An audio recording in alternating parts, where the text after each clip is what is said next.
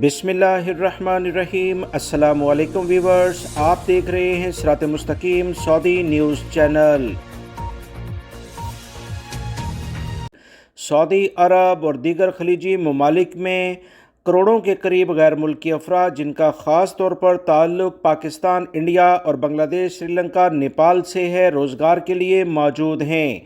پچھلے دنوں خلیجی ممالک میں کچھ ایسی اطلاعات آ رہی تھیں کہ یہاں پر کام کا دورانیہ کم کیا جائے گا، چھٹیوں کی تعداد کم کی جائے گی۔ اس بارے میں کوئی واضح کسی بھی ملک کی جانب سے اعلامیہ جاری نہیں ہوا تھا۔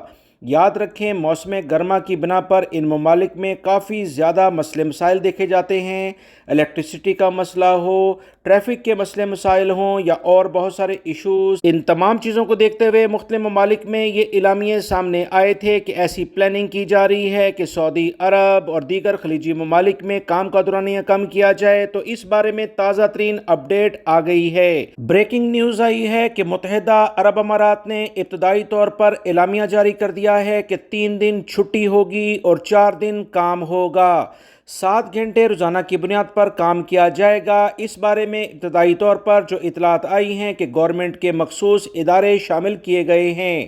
گورنمنٹ اداروں میں اگر یہ عمل کامیابی سے عمل درآمد اس پر ہوتا ہے تو آنے والے دنوں میں پرائیویٹ سیکٹرز میں بھی اس کو عمل درآمد کے لحاظ سے آگے بڑھایا جائے گا۔ یاد رکھیں، خلیجی ممالک میں ہونے والے یہ اقدامات بہترین قسم کے ہیں، جس سے نہ صرف ٹریفک کے مسئلے مسائل، انرجی کے مسئلے مسائل پر فرق پڑے گا بلکہ لیبر مارکیٹ کے لحاظ سے بھی بہترین اقدامات ہوں گے۔